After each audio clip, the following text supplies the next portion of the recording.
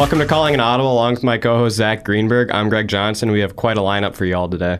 So after a week off, we have a lot of newsworthy stuff from the NFL and the MMA, and the AAF has even been in the news. March Madness and the hockey tournaments are going on, obviously, and then some state and local news happenings from the community here. This week, we have our Grinder Gears section with our Wacky Sports wrap-up at the end, and Zach, we just cannot seem to take a week off, can we? I mean, after a whole spring break week off, and it was a good spring break week off, we have a lot to catch up on and a lot to talk about. So, it'll maybe make for a longer episode today, but that's always okay. Yep, absolutely nothing wrong with that, and it took me like 7 times to do this intro because I've just been so rusty. But, that's kind of how it is, and obviously we're going to talk about the big news starting off here with OBJ going to Cleveland. See, it doesn't even seem like big news anymore because it was already a week and a half ago. Yeah, it's a week old, but we haven't talked about it yet, so we need to... Odell Beckham Jr. was traded from the New York Giants to the Cleveland Browns for a first and a third-round pick in this year's draft, as well as out of Michigan, Jabril Peppers, their safety. What do you think about this trade? I definitely like how New York got Jabril Peppers for that, but I think they should have gotten a couple more draft picks. I mean, OBJ is a generational talent. Probably the best receiver in the league, one of them. Yeah, is very arguably one of the top 5 receivers in the league. Yeah. But with that being said, Cleveland robbed them straight up. Just for the first-round pick, a third-round pick, and just Jabril Peppers. Good for Cleveland on that because now OBJ gets to play with his high school and college teammate Jarvis Landry. Mm-hmm. And get the ball thrown to him by Baker Mayfield and have a run game threat and Kareem Hunt in the backfield as well. If only Matt Nelson was here to talk about his Browns, huh? Yeah. But we should have got him again, but... That's a controversial guest. He's very up in the air, and we kind of have to try and figure out what he's going to say, and then James has to do a bunch of editing on his part. But, he makes a fun co-host whenever we bring him on, and he's always a great time. But, yeah, back to the OBJ to Cleveland. Pat Shurmur, I believe, said that he wasn't exactly the happiest with trading OBJ, and right, they were very reluctant. They were very reluctant. I'm trying to figure out why they decided to in the end. I think they decided to trade because I don't think that OBJ really got along very well with Eli. You don't think so? No, and I think that they're committed to Eli at least for the short term while they try and develop somebody.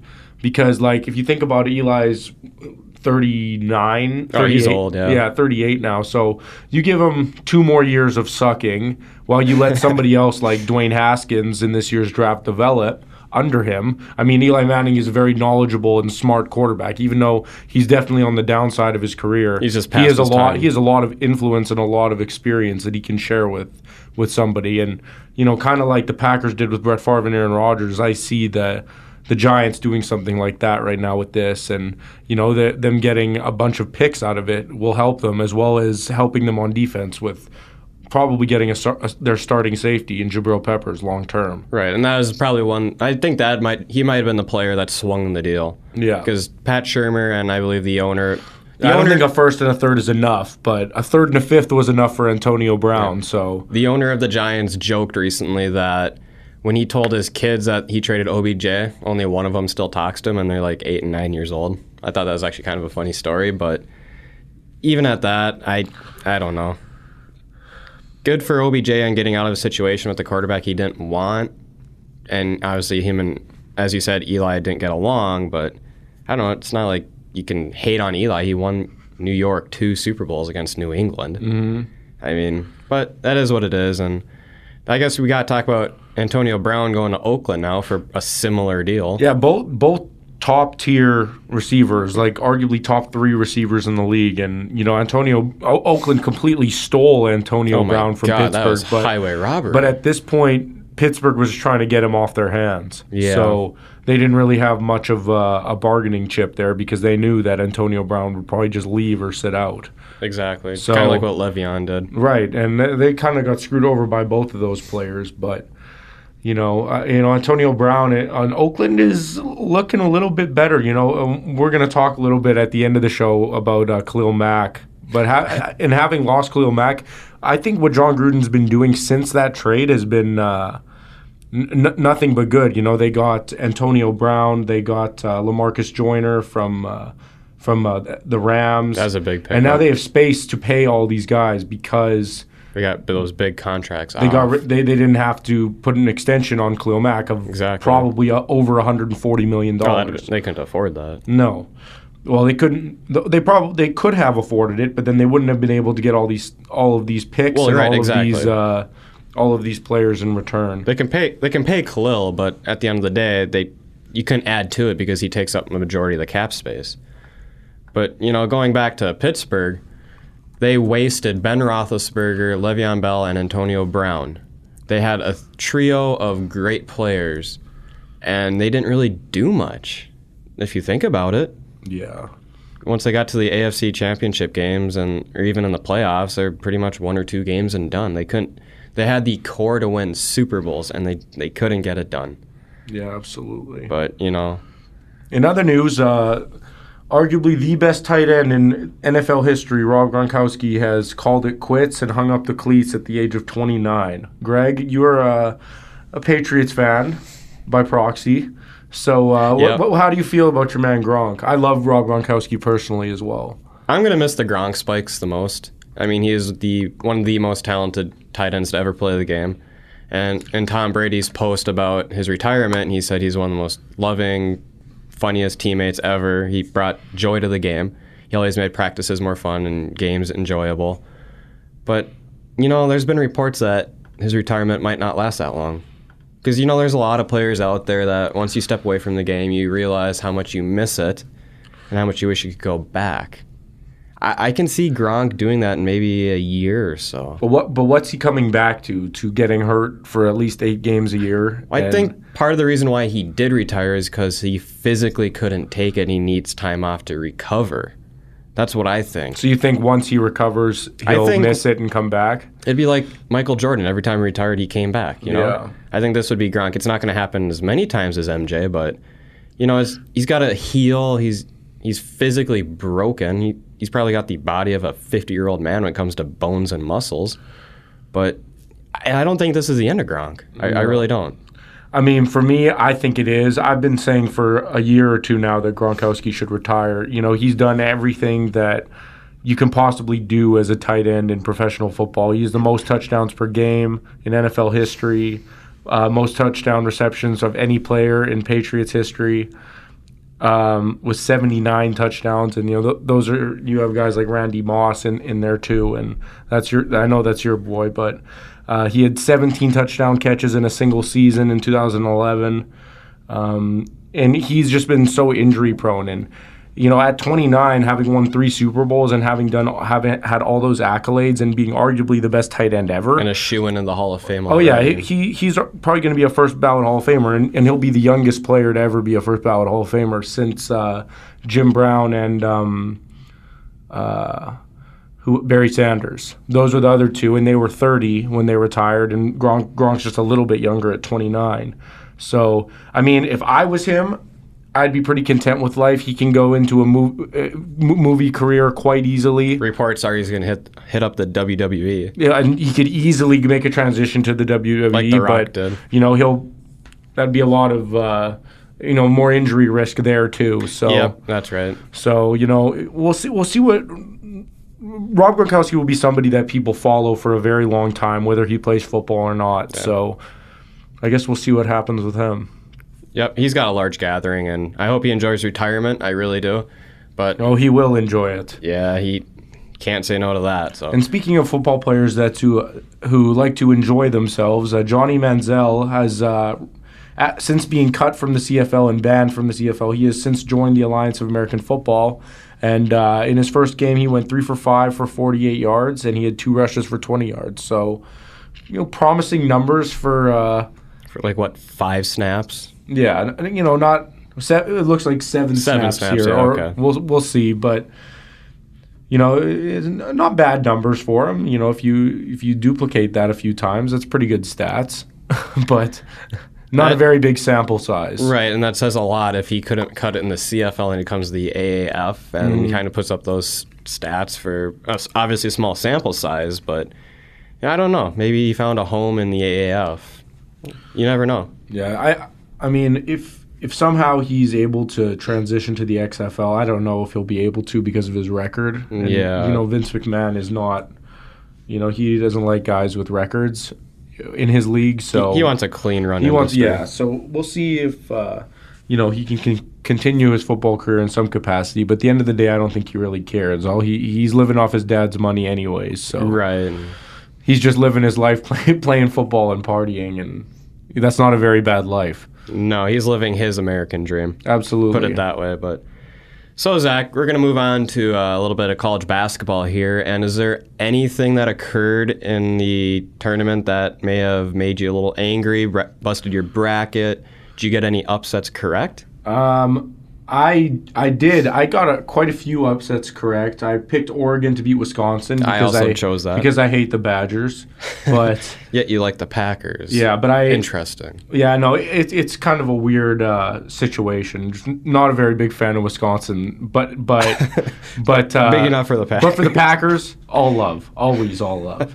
But that was the only pick that the upset pick that I got right. I picked Yale to beat LSU, and that was a close game, but LSU pulled through. So I did have our sister city, Minnesota, beating Louisville. Yeah, I had them beating Louisville based on the fact that the tournament is in Minneapolis this year. So I figured they would have like an extra motivation. I knew they were never going to beat Michigan State. Oh, not a chance. Especially when Jordan Murphy went down. Yeah, it made it a little hard. It wasn't going to happen. But Of my March Madness bracket, I still have all four of my Final Four in place. How about you? I do as well currently. Who do you have? I have Gonzaga over North Carolina, 75-69. In the championship? In the championship. Interesting. And in my Final Four, I have Michigan State, Gonzaga, obviously, Virginia, and North Carolina. Okay, we have three of the four same Final Four. I have Michigan State, Virginia, North Carolina, and Michigan. And I have Michigan State playing Michigan for the fourth time this year. I have Michigan State winning again. Really? And beating North Carolina in the finals, 67-62. So we have a similar final, but... It's always going to vary. I think there's currently one bracket right now out there that is perfect. Yeah, and that won't... I mean, at this point, if you've made it to the Sweet 16 perfectly, I think your odds would just get better of having a perfect bracket. I mean, at that point, yeah. But the one thing that made me the most angry was when UC Irvine beat Kansas State.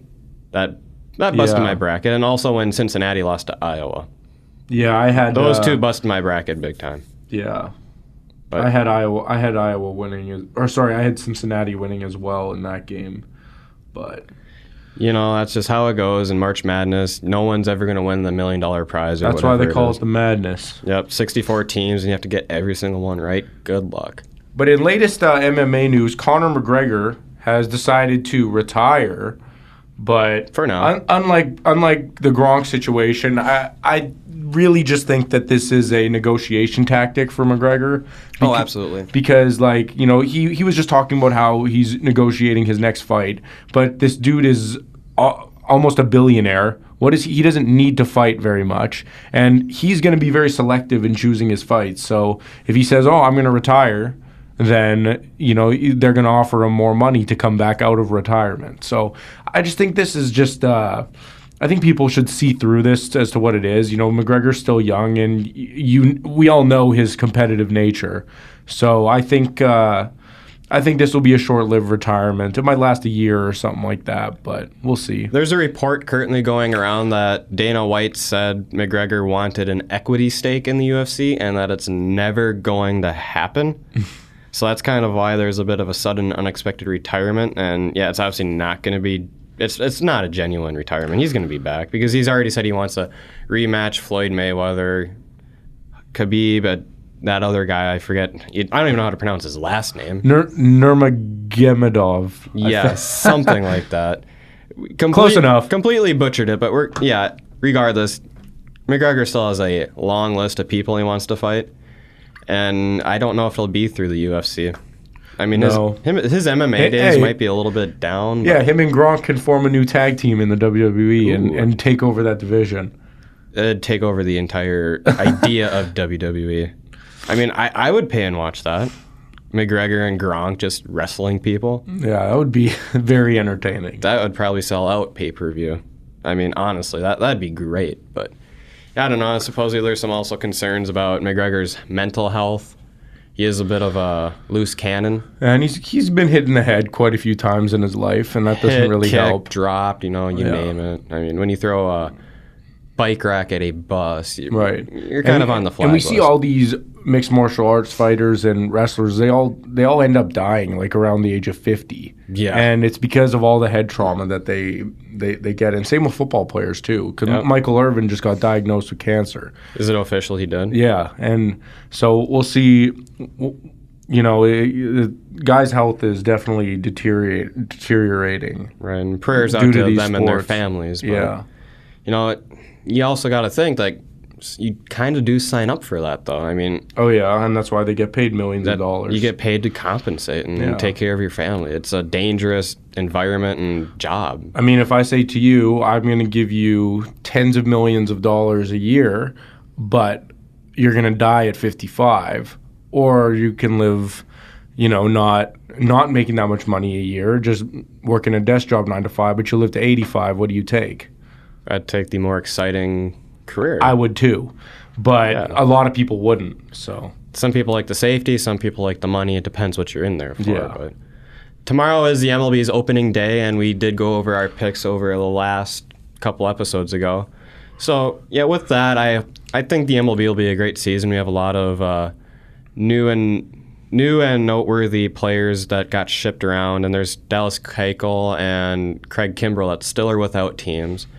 Yeah, it's so weird that Keuchel still hasn't been picked up. It is, and I guess he is getting older, but still Cy Young award-winning pitcher and still not signed. And Mike Trout with that humongous monster deal.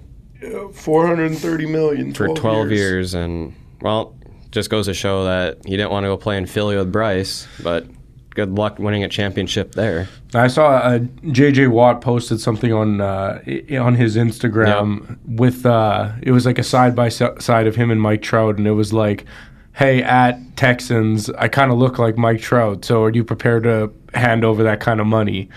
And then the MLB actually commented on his post, being with that emoji of the arms raised guy. Yeah. I wish you could see me do it to all of our viewers, but you can't, so just picture it. Yeah, or if you really want, you could easily Google it and you'll find it right away. But even with that's just a god-awful amount of money, and, he's a great player. He deserves it, so. But moving on, our sister school, UMD, won the... Ew. You don't like them? No. But they just won the NCHC, and they're number 2 overall seed in the NCAA tournament. Maybe I'm just biased because I don't like UMD, because whenever we play them, they would beat us by 60, but... Not in baseball. We beat them. Did you guys? Past couple of years, swept them every single 4-game series. Well, see, baseball seems like they're on the ups. Yep, they sure are. So we have St. Cloud State versus American International, and then Ohio State and Denver in one side of the bracket. Massachusetts versus Harvard. Notre Dame and Clarkson are playing in the bottom part of the bracket. Arizona and Quinnipiac, and then Arizona State and Quinnipiac, sorry. Then we got Minnesota Duluth and Bowling Green playing each other. Cornell versus Northeastern, and then finally Mankato State as the number 3 seed versus Providence. Who do you got, Zach? I know it's a bit of a tough pick here because hockey, there's upsets galore in college. Yeah, I mean, I like what. Well, first off, I want to talk about how Arizona State made the Frozen Four tournament. A team from Arizona versus the University of North Dakota hasn't made it this year or last year. So it's just kind of an interesting contrast there. You have a team from Arizona where it's, it rarely gets below 80 degrees there. And you have a hockey powerhouse down there making the tournament. You want to know what's another interesting thing? What's that? No Boston school outside of Harvard's in here. Northeastern. Well, sorry, Northeastern, but Boston University, the Terriers. Yeah, they usually make it. Or Boston College, Eagles, yeah. They aren't in there, and that's really weird to see. But, dang, Arizona State and Quinnipiac and Bowling Green, those are names I haven't seen here in a while. I know Quinnipiac won it a few years ago, but they haven't been there since. I mean, I like UMD to win it. I mean, they're riding hot right now, and with my bias aside, it'd be nice for U of M school to win it. The Gophers aren't in it this year. No, they got kicked out right away. They're bounced. But I can see. Okay, so Massachusetts, UMass isn't here. I misspoke earlier, but I think. But still, both Boston schools aren't there. Yep, both Bostons aren't. So I could see it being a rematch of the NCHC championship game between St. Cloud and Duluth. I can see that happening. I don't think any of the other teams have the power to stack up because Denver, they aren't what they used to be. Mankato State, they're always good for losing in hot games. And the Notre Dame, Massachusetts bracket, I mean, that's a toss-up. You can put any team in there, and they're not going to get past St. Cloud State in these semifinals. So I'm going to have Duluth and St. Cloud State 3-2 in 2 overtimes. So you think that they're going to play each other again in the finals? The championship's going to be a rematch. And you have Duluth winning? Yep. As well? 2 overtimes again because that's what the NCHC went to. It's either going to be a blowout by one team or it's going to be like double overtime again. And I think UMD is going to pull out on top. And I know my brother will be rooting hard because he went to UMD. He's an alumni, so that's kind of why I do like their hockey team. Yeah, I mean, there's a lot of pride that's associated with that. There is, and that hockey team is god over there, which rightfully so. They're a very good program. Yeah, all around, they're a really good program. Absolutely. We should take notes. But we'll move on to talk about our program here at UMC. And the women's volleyball team had a scrimmage last night versus UND. I was there in attendance. So was Greg. I was. So we got to see that. And, they were looking pretty good, having lost a couple seniors. But they were definitely holding their own against a Division I volleyball team. So I mean, it is a scrimmage. And from what I was watching, it wasn't very, official. No.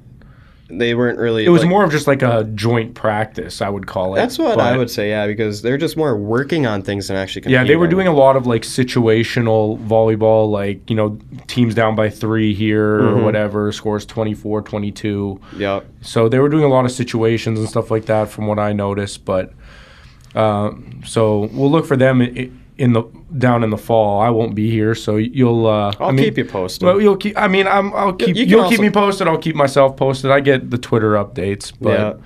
But it's always good to see, as a graduate, obviously as you will be, to look back on the sports teams and see they're actually doing good. They're improving. That's all I want, to be honest with you, is to be able to say that. Right, and that's a good sense of UMC pride coming from you. Yeah.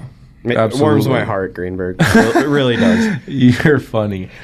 But talking about the baseball team, they're off to a 7-1 conference start. They've swept Wayne State, they've swept Concordia, and split versus Mankato. So this is one of their best starts ever, if not the best start for them ever. It is currently the best conference start UMC has ever gotten to in the history of the entirety of the baseball program. 7-1 and beating top 5 considered teams of Wayne State, Concordia, and Mankato. It's good baseball. That's big for the program. Absolutely it is. I mean, last year they had a pretty similar hot start, but that was against non-conference teams. But the teams they beat in Florida, though, were top 10 ranked national teams. Right, but then when they came home for conference play, once Concordia swept them, that was like the end of their season. Right. They couldn't get over that. So, I mean, if I'm the baseball team, you just got to keep riding this hot streak and just keep going with it and make your way to the NCAA tournament. Absolutely. At the end of this. I believe they will make an appearance after a year out of it. They'll be back. It will be seen to see how far they go. Yeah. But I think they're taking huge strides already, and as a former player of that program, it's great to see those guys competing and winning and seeing all the effort they put in pay off. It's great to see that, especially for a program such as baseball that's had rough years before Coach Gus got here, and then now it's on the up and up. So that's really I remember my freshman year was the 1 year before, or maybe that might have been Coach Gus' first year was my freshman year. But there was a lot of animosity between both the football and baseball teams back then, and we couldn't go to anywhere with the baseball team. Couldn't go to their house, couldn't do anything, and it was the same for football. But what I like now is it's not like that anymore. And all the guys on the baseball team, I'm friends with almost all of them, and And it's cool to see them succeeding like this, where when I was a freshman, I would have hated to see them succeed because of all the animosity that there was between the football and baseball teams here. That's got to do with a big part of the culture change going on. And I think there's a lot of work being done by coaches in both teams. There's a lot of work being done, but there's still a lot of work to be done. There is never enough work to be done, we'll put it that way. Especially out here. So. Hey, Zach, what's grinding your gears lately? Well, for me, what's been grinding my gears is the recent NFL owners meeting that has just taken place. And this meeting happens once a year. And you always see Andy Reid there in his Hawaiian T-shirts. Did Bill Belichick wear his flip-flops and khakis? Like always. But what's grinding my gears about these meetings is that I feel like the NFL is taking way too long to change their rules, and they're pretty slow with everything. And I'm going to give a couple examples. So at this most recent owners meeting yesterday, they passed a new rule where you can challenge pass interference. So that would encompass everything from, what happened in the NFC Championship, a missed call. You could challenge that missed call and be like, oh, there was clear pass interference there. I challenged that. And then that'll be reversed, and then that could completely change the outcome of games. But what bothers me is that the CFL did this 3 years ago. And I don't understand why it's taking the NFL for crazy stuff to happen in their games to realize that their rules, that there's the technology available now for the rules to change for the better. And I think that that's part of more of an old head mentality where, this is the game. We don't want to damage the integrity of the game, sacrifice it for other things. But there's a line when it comes to that, like with the pass interference thing, the Saints, everybody knows the Saints got screwed out of that game. Yeah, 100%. And you can say that as much other factors as possible that contributed to them losing, but that play directly influenced the outcome of the game. And if Sean Payton was able to challenge that, you have a Saints-Patriots Super Bowl that's a lot more entertaining that will generate way more money. That would have been a huge difference of a Super Bowl, not gonna lie. And then furthering that, you have the Chiefs. The Chiefs proposed that both teams should get an opportunity to possess the ball in the playoffs, regardless touchdown field goal in the playoffs. That was tabled, so that's not going to get looked at for another year. But meanwhile, in college football, in the CFL, both teams get an opportunity to possess, and it just doesn't make sense to me. And that's why it grinds my gears. Why the NFL is so slow in making these decisions and waiting for all these controversial things to happen before they make these changes. So that's what's been grinding my gears. Well, it's actually really great to have a refreshing new topic about grinding our gears, because usually it's just about us having our hockey issues. But with me, I have to go back to the well with the Minnesota Wild, because they are yet again out of playoff contention. They cannot figure out how to win. Their scoring and offense is a missile. It's probably the worst I've ever seen in 10 years. There's something going on. I think it's Bruce Boudreau. It's his head that's going to roll next. I think if the Wild are out of the playoffs, he's immediately gone. And then I'm curious to see how the NHL draft and free agency is going to shape up with who's going to be gone, who's going to move. Because I know Jason Zucker, I've mentioned previously before episodes, was almost traded to the Flames. I'd almost be willing to bet he's traded. I think Brodin would be next as well. Fenton's going to be making this team younger. I think it's going to be a few years of mediocre play and hopefully stock up in some draft picks, and I guess it'll be remain to be seen, but the young guys have actually shown tremendous talent, and they've grown a whole lot. Jordan Greenway has been playing out of his mind. Ryan Donato, since coming over, has put up, I think, 10 more points than Coyle when he was in Boston.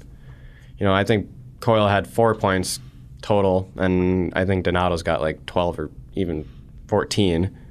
So either way, the Wild are just trash right now, and it's really irritating as a Minnesota resident who we pride ourselves as a hockey state and community, and it's just not happening. For the Wild, I think it might be time for a little bit of a rebuild. They're kind of in the same place as the Blackhawks in the standings, and with age as well. And to be honest, they're looking at being an outside of the top 3 in the Central for the next couple years. You know, you have the Jets, the Predators, and the Blues all in there, and they're not going to be slowing down for the next couple years for sure. Right. So They're young and they're under contract. And the worst part about all of this is the Chicago Blackhawks are there because the cap in the NHL, the hard cap, forced them to be there because they won all those championships. That's why the Ducks are there too. Yep, that's why the Ducks are there too. But the Wild, they couldn't even get past the second round, and they're in that current state right now.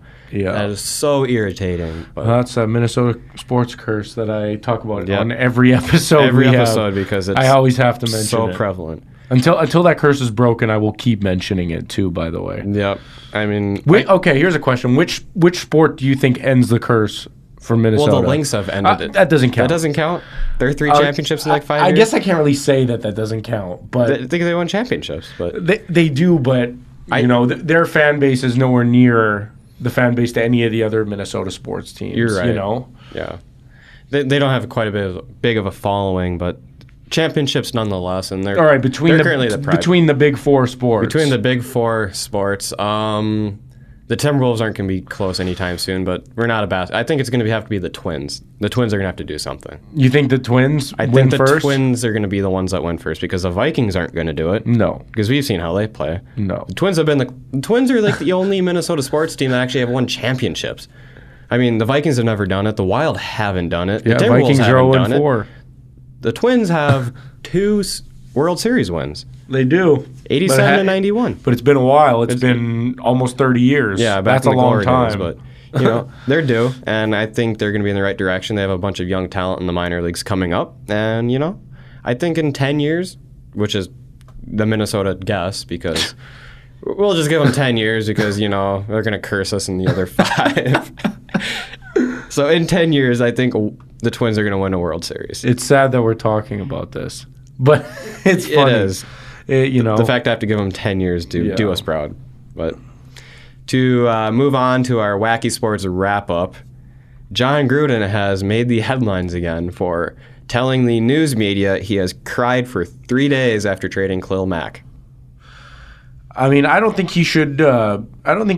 Obviously, that's a very tough decision to make in trading arguably the best defensive player in the NFL. But one thing I will say is last week, the Raiders received Best Transaction of the Year award at an analytics conference for trading Khalil Mack to the Bears. So out of all the sports, the award winner was that trade, and that it was in the Raiders' favor rather than the Bears' favor. Wow. And I think that they won that award due to, in part, to, like we were saying earlier, with all the players they were able to acquire in the end because of freeing up all that space. Yep. But I know, it's tough to lose a guy like Khalil Mack. Game changer. Literal game changer. Absolutely. But, it's always good to see John Gruden. And then last and not least, the game wizard Tony Romo wants $10 million a year to return as a CBS sports analyst. Yeah, he might have to go to coaching. He could be an offensive or defensive coordinator, and that's the crazy thing. That's how well he knows the game. He is an unbelievably intelligent quarterback and former player. It depends if he just wants that stress level of coaching. Yeah, if he wants to deal with players on a daily basis, coaching's for him. If he just wants to talk about football like we talk about sports in a booth, maybe that's the life for him. But, that about wraps it up, Zach. Well, we're just going to thank you here for joining us on our 9th episode of the season. Just a reminder, you can find us on Spotify, Google Play, and as well as YouTube under Calling an Audible, and on our Twitter account at CallAudiblePod. On behalf of Greg and myself, au revoir, shalom, and have a great rest of your week.